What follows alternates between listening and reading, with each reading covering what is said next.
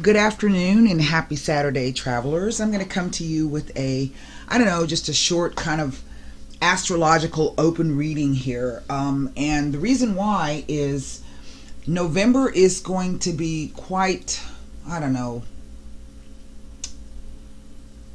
interesting. Let's put it that way. I think I told you guys some time ago that we had already completed all of the Mercury retrogrades for 2018, and I was sadly and ignorantly mistaken.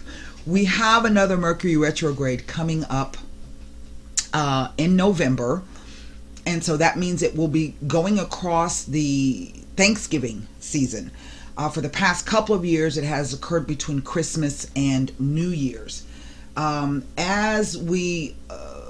you pay attention to events that have been happening, typically when Mercury retrogrades, this means cancellations of flights, bad weather, things not going to plan. There are mix-ups. There are reversals back and forth. These can be contractual issues. And so I had a friend, the last Mercury retrograde, I don't remember when that was, and he was traveling on business. And that's Mercury rules that. It rules short distance trips, but it rules negotiations and sales and contracts, things of that nature. And I said to him, well, look, have you made extra plans for your business trip? Because, sometimes a Mercury retrograde can mean bad weather. And sure enough, it was pouring rain in Dallas. I mean, like severely pouring rain. And I was like, well, look, do you have another backup plan to, in case your flight is canceled or delayed? Do you have a rent-a-car? Are you prepared for that? Is it going to make sense that you can perhaps drive the rest of the way if the distance is not too far? And he goes, oh, well, yeah, I've got my rent-a-car. And I said, well, while you're in the airport waiting for the delay, why don't you give a call to the rental car agency to make sure that, your reservations are still secure. Expect computer glitches during a Mercury retrograde. And so he goes, oh, well, I'm a gold card reward member or whatever it was he was trying to tell me. He goes, and it's Dallas. They're never going to run out of cars. Everything is already set. And 6 or 7 hours later, he texted me and he goes, they don't have any cars here for me at the rental car agency. I said, yeah. And you put in your reservation, right? He goes, yeah. He said, and it's Dallas. I was like, this is what I was trying to explain to you. Don't assume that everything is going to go the way that you think it's going to go. So please have your extra backup plans. Have your plan A, B, C, D, and E, if you can help it. He goes, well, I should start listening more to what you're telling me. And I said, well, look, I'm giving you the benefit. This is what I do. I try to use divination tools to kind of give you the idea of what patterns or what things could be coming about in a real world context. And that is valuable information. It doesn't necessarily mean that you may be affected or you will be affected, but just the idea that you know that these things are possibilities. Forewarned is forearmed, right? But ultimately, you have to decide whether or not you believe what I'm telling you, or whether or not you believe in astrology, or whether or not. I had another friend that was coming here on business, and for some reason, I just didn't feel right about the trip that he was going to make here. And so I pulled the cards and I texted him back and I said, hey, either your business trip is going to be canceled or something is not going to go to plan. And he goes, oh no, everything's happening. And then suddenly he texts me, he goes, we're sitting on the tarmac and the plane's late. He said, and the other two people are in big negotiations, heavy negotiations. And he says, I'll get back to you in a minute. And so an hour or so went by, and then he texts me back. He goes, the trip was canceled. He goes, that's so weird that the cards would say that. How did they know that? And I said, look, I don't know how the crap works. I just know that it does. So forewarned is forearmed. You can't always have control over the events. The only thing that you can do is control yourself when events are out of control, or try to maintain that level of just keeping things together, okay, when things get out of control. So the reason why I'm bringing this up is November 6th, Jupiter is poised at 29 degrees Scorpio. He will be moving into his ruling sign of Sagittarius. So Sagittarian suns, you're going to have the benefit of hosting Jupiter in your sun sign for the next year, okay? However, at the same time, let me pull up my chart here as I was looking at. Uranus just moved into Taurus back in May, but he only got up to 2 degrees or 3 degrees Taurus, and now he's going to retrograde back into the sign of Aries. So I would expect that, and this is around November 7th, so around the 6th, what we're looking at is Jupiter about to move into Sagittarius. Then we're going to have a full moon in the sign of Scorpio. The moon will be conjunct the sun at 15 degrees Scorpio. We are also still under a Venus retrograde. It has was started in the sign of Scorpio and will be moving into Libra. It will be conjunct Ceres at 27 degrees on November 6th. And then Uranus is poised to move back into, as I said, Aries. Let me see what date this is going to be. On the 7th of November, the same day as the full moon. Okay. And basically, whatever issues that you were dealing with when Uranus was in Aries. So this is going to be issues of perhaps your LinkedIn profile, your Instagram. It could even be the idea that YouTube may go down. You don't know, but it typically, Aries deals with the way you are seen and how you present yourself. It rules your face, your name, your shape, your hair, your wardrobe, your public profile. So having him move back into that particular sign means that we're going to see, remember the Facebook debacle, and then we just got news that there was another breach.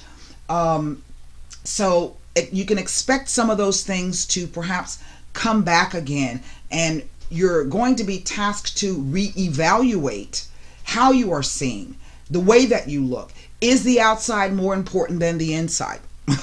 Okay, and the reason why I say that is because he's going to be opposite the sign of Libra, and there we have Venus retrograde in that sign. Venus is a co-ruler of Libra. He also rules Taurus, and Venus is not just about beauty and harmony and the finer things in life, but it also rules your values and your value systems. It rules your valuables. So this could be the idea of with Uranus sitting in the first house, some kind of event that pits you against someone else in a partnership, be this business, friendship, romance. This could be someone changing their mind. Remember now, we're already starting, I want to say at the end of this week, we're going to be in the pre-shadow phase of Mercury retrograde. So things are going to start slowing down. And the fact that he's going to be retrograding in the sign of Sagittarius. Sagittarius rules the internet. Okay, it's about getting your message across to the masses. So those of you who are in doing business overseas, dealing perhaps with imports, exports, perhaps teaching classes online to other people at a distance from you, expect some glitches, expect some things perhaps to not go as planned. So the reason why I'm giving you all of this information is, again, forewarned is forearmed. Now, website members, you have your charts. If you're not opening up those newsletters that I'm sending out, you're missing out on some good information, because I have a brand new platform in which we can discuss these things. And I sent that information out this past Sunday. So if you have not opened it up, you really need to do so and get back with me. For those of you who don't join the website, You can still sign up for the newsletter. I only send out one a week. Occasionally I may send out one in the middle of the week, but it's something. And like right now, I have a 45-minute video special going on, and that ends today at midnight. So, you know, I can give you the information, but I can't force you guys to accept it or believe it or take it. I just do what I do. So we're going to go ahead and open up the cards here. We're going to do a quick 9-card spread. We're going to clarify with La Vida Sibilas about this. Let's just look at this next 2-week phase, because we've got that full moon coming up. And full moons tend to hide things. It's happening in the sign of Scorpio. Scorpio is a money sign. It is about the monies that you have with people, organizations. So this could cover insurance payouts. It can cover wills, lottery payouts, mortgages, credit cards. Typically, it is about the financial agreements that you have that have a sexual component to it. So this could be family issues, alimony, child support, those kinds of issues. Sometimes you will see it crop up when it has to do with organizations that you've been with. Let's say, for instance, you've had an insurance policy for the past 20 years with the same company. Okay, and then suddenly the terms and conditions change, or the rates go up, or something happens and you find out you're not covered. Okay, and so these things do happen. And so let's just see what the cards have to say. Everybody has a different story. Astrology doesn't tell you exactly what is going to happen, but what it can do is pinpoint and illuminate things that may be coming up. All right? It's not an exact science. So with that being said, that's why many of you have not even contacted me for your second and third free charts. You know, I don't know what to tell you. I've been sending that information out, haven't heard from you. So here we go. There's Uranus, the Tower. Here is the 8 of Swords. Wow. Now, for some of you, this is a general reading for all signs. So the messages are not going to resonate with everybody. I do hope that there's something in this that you can get out of it, though. 7 of Cups. There is no timing in the tarot. Knight of Cups. There's a King of Swords. Wow. So already we have at least 2 people involved in this, but one person is definitely central. Now, what is interesting to me is that the King of Swords represents Aquarius. Aquarius is ruled by Uranus. And we also have the South Node sitting there. There's a 3 of Pentacles. A Queen of Swords. So we are definitely looking at either a couple here or 2 people who are matched equally intellectually in power, perhaps in work, in position. Here's a 7 of Swords. Wow, there's a lot of swords energy right down the center. Lastly is a Page of, wow, there's 4 people here. A Knight of Cups, a King of Swords, a Queen of Swords, and a Page of Wands. See that? There's definitely some type of partnership issue here. 2 things coming together to build something, 2 people coming together to build something, but also 2 people that are going to someone who has more knowledge, who is an expert. How do we build this? What is it going to cost us? What are the pitfalls? What are the shortcomings? Are there shortcuts we can take? Can we shore this up? See, they're standing with the plans in their hand, and they are the person on the bench. Even though he may be, in a sense, not in the same position that they are, he has more skills and more knowledge about what it is to be done, and can help them figure out what they want to do. Now let's see what the overall energy is.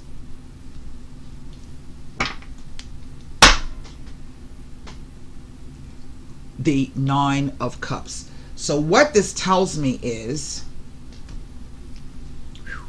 wow, this is big. And I don't have any, I have 2 sevens here. Now, sometimes 2 sevens can speak to, I think it's 2 sevens. Let me make, I don't want to give you any incorrect information. 2 sevens can speak to self-confidence issues affecting the relationship. Now, this could be a business partnership, and this could be somebody who feels that they don't have enough money or skills or knowledge or wherewithal, the self-confidence to build this thing. Okay. If this is a romantic relationship, we can see the cups here. In a sense, somebody feels either like they can't get themselves out of a situation. Somehow they figure out how to do that. This person's a mastermind. They are very strategic, sometimes very tactical, very logical. But then we have this 7 of Swords here. Now, those of you who have been with me a while know that one of the old interpretations of the 7 of Swords is the idea of a home move. I don't always see that. But what it tells me is that there's been some kind of conflict, either in speech or in thought, or in communications, maybe even in contractual issues, because of those 5 swords that are being carried away. Do I go back for those? Do I try to renegotiate those? Or do I just leave that situation the way that it is? I don't know. 2 swords in the ground.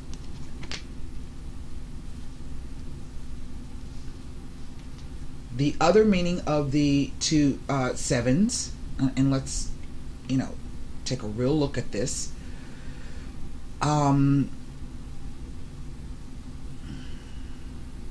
Speak of false friends. So this could be the idea of you perhaps having put your belief or your faith or your trust in someone, and then suddenly that person going all shady on you.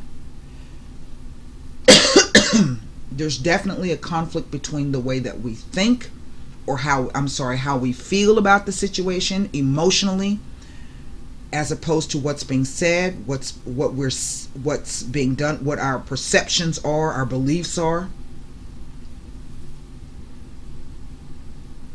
It reads like there's a sudden offer that has come in here, unexpected.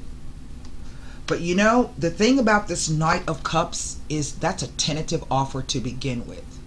This is a very fickle offer. It's a fickle person. It's a fickle energy.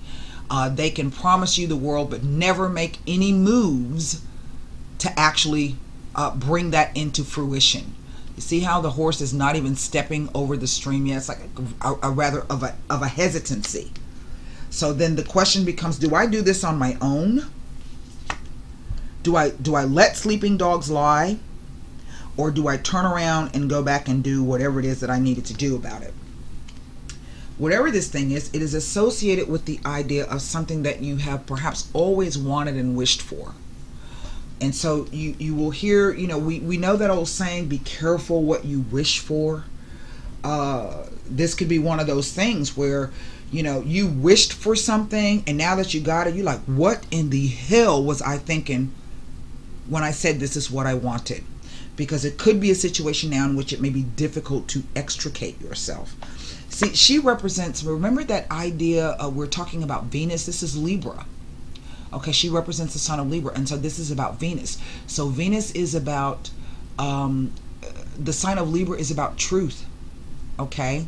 And so this queen can be someone who may be quite direct in her manner of communicating, not very sympathetic. That's why I say they're on the same plane. These two people are not usually very, very sympathetic people, okay?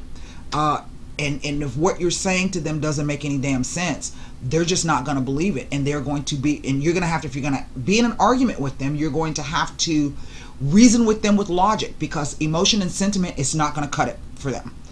And so, but at the same time, she is inviting in the truth of this situation. We can negotiate this. See, he's not even looking at her. He's looking back this way. So in one respect, this kind of tells me that this is a situation in which you, if you are this Queen of Swords, you are prepared to deal with this, but somebody has backed off.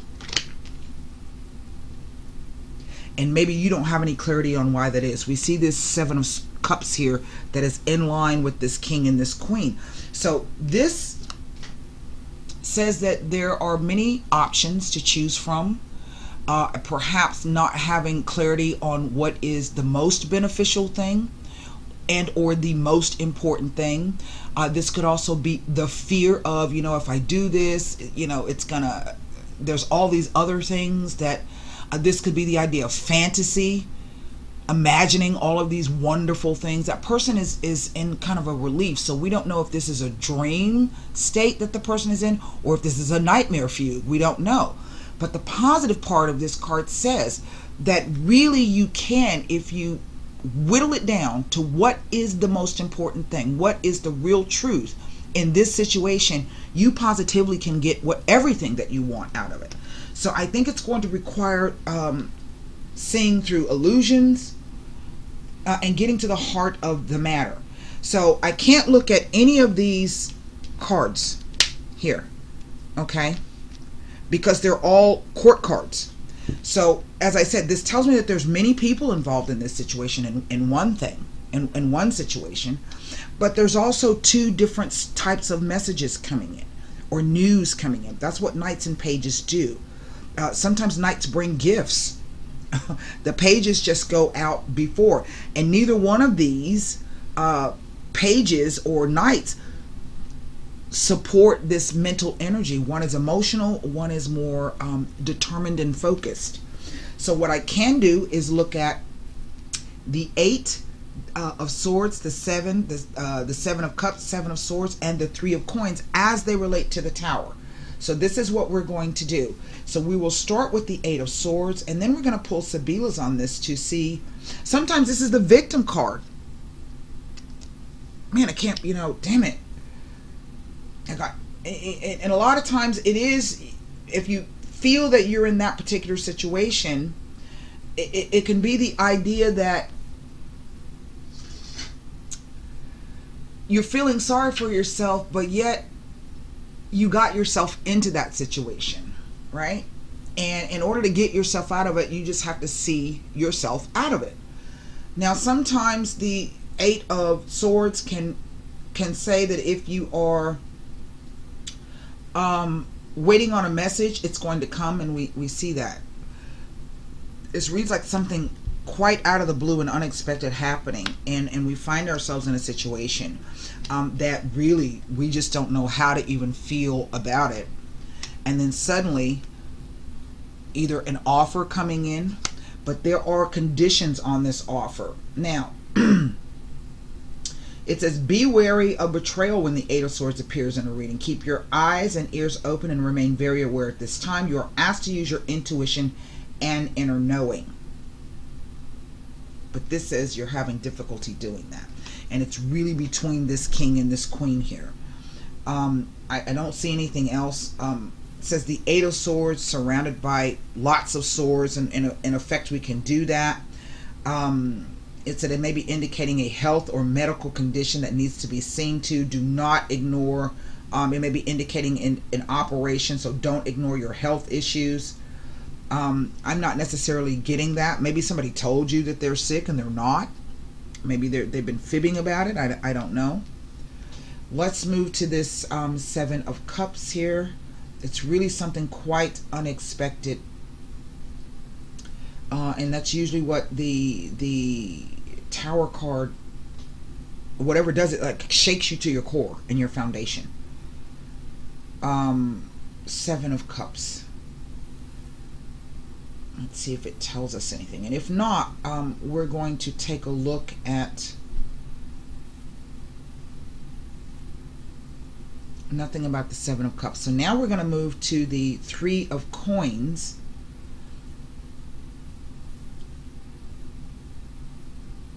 And then we're going to pull cards on this. And then you're going to get an opportunity to formulate one question for the Psychic Oracle Tarot. With the Tower, tells you to prepare yourself to make necessary changes to plans. Otherwise, there may be a loss in business or some other negotiation. Seven of Swords. Definitely, it looks like some kind of legal issue. You know, that seventh house, people just think it's all about romance, and it is not. It is the house of legalities. And Jupiter also rules, Sagittarius also rules the law, secular and karmic.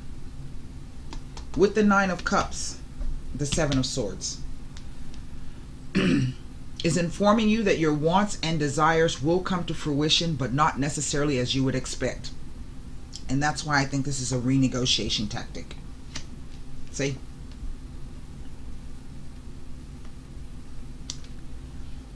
With the Seven of any other suit, it is an indication that huge life changes are about to take place in your life.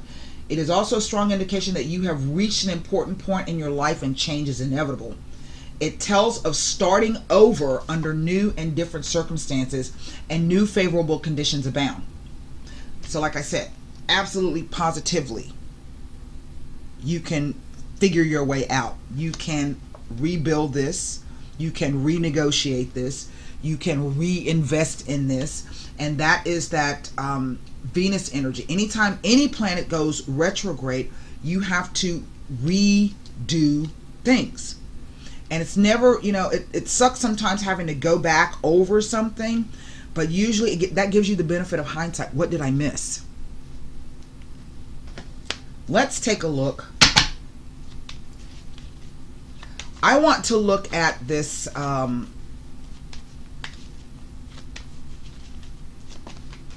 first, this Tower card. It has this direct, and this could be the idea of suddenly somebody not even saying anything and just going off on their own, right?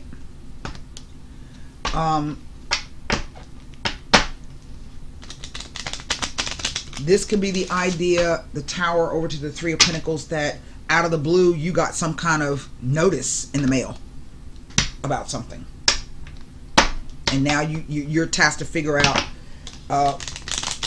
what can I do about it. It looks as though somebody has put forth in the confusion, there's an offer placed, but this makes an Eight of Cups, the 7 to the 8. Sometimes it's not what's here, right? It's what's not here. There's only one coins here, card. So there's definitely some kind of small financial aspect to this, but for the most part it just looks like a complete surprise. The Tower, the precious presence, the Wheel of Fortune, the tide turning unexpectedly out of the blue. It starts out as looking like something positive, right? There it is. Wow. Now what do I do about all of that?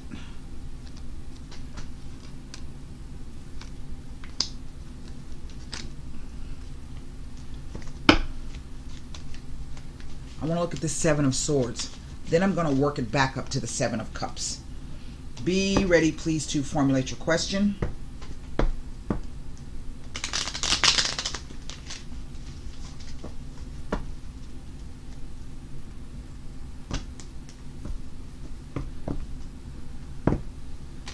This is a message from the past. The way that he's writing into the spread. He's writing into the spread. He's not writing out. It would be different if he was over here. He's actually writing into this particular King of Swords. So this is either the return of somebody, and as you know, retrogrades always bring the same thing, the same people, the same issues up or around again.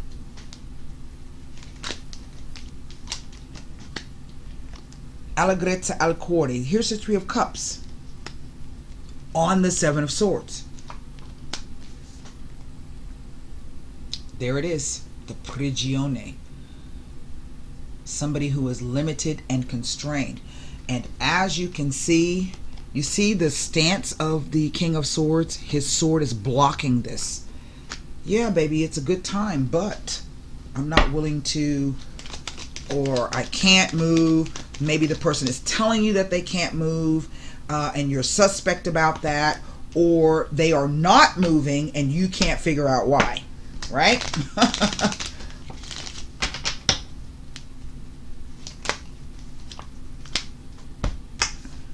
Another Eight of Swords, the desperate jealousy, an excessive attachment to a situation. Okay, there's something about this Seven of Swords. I'm going to pull, let me look at the Seven of Cups. I think the key to this lies in this Eight of Swords at the top, because basically it's the same energy.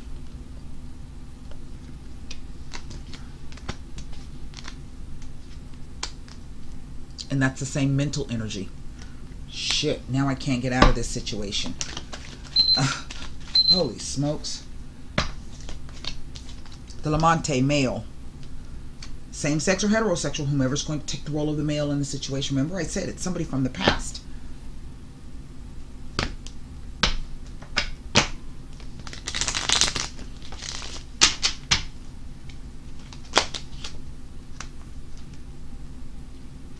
False friends, jealous, envy, spite, hatred, all of those confusing emotions.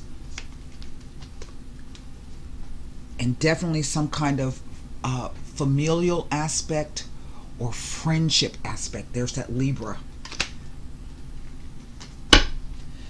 This could be the idea of somebody coming in between family and friends.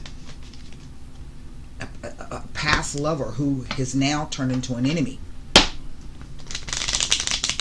This person, both people can be very difficult to deal with, these energies. Eight of Swords, the Vedevo, putting something to rest, chained to the past, but I don't see how that's possible. That's what that Eight of Swords says. Sospiri, waiting for your ship to come in. The sighing, the longing, the waiting. I don't see anything. I don't know what's happening. Is this over? Is it not over? And the riunione. So the meeting or the job interview. This does not read like a job interview. This reads like some kind of marriage or committed relationship with a business financial aspect to it. Don't know what that means. So, you know, and that's what Jupiter and Libra brings about. It brings about divorces, separations, bankruptcies, and all of that stuff. Those legalities affect that 8th house of Scorpio. Deadly, serious financial agreements, typically with some kind of sexual component to it. Children. Okay, we got married, now we have joint bank accounts. Or we've been married for such a long time and now we're splitting up. Not only are we splitting up the family, but we're splitting up the business. So how do we divide those things up fairly and equally? Wow. All right, formulate one question for the Psychic Oracle Tarot. So this next couple of weeks, I think, are going to be somewhat difficult. It does not mean that you cannot get through this. Take your time. Please go back over any legal documents that may be presented to you before you sign anything.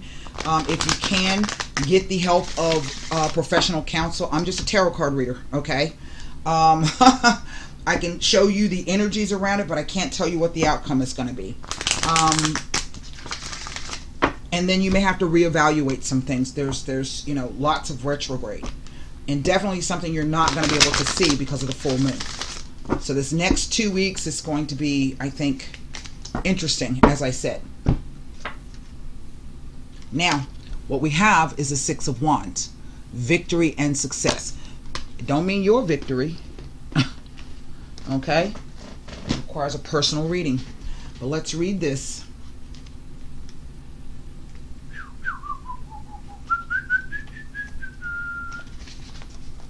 Good news is on the way. The qualities of this positive card are completion, victory, and success that often follow a difficult period. Many people around you are very proud to see how you triumphantly came through it. They respect you and may even attempt to follow your example. You've worked hard and devoted much effort to get to this point in your life where you've become wiser and have grown in so many ways. Always remember to stop and pat yourself on the back. You deserve it. This card also reminds you to stay grounded. Remember where you came from and keep your ego in check. Don't lose who you really are. This victory can be used as a teaching tool for the future. Realize that if you came through this challenging time, you can achieve anything. So there's definitely changes coming up. I hope those messages help.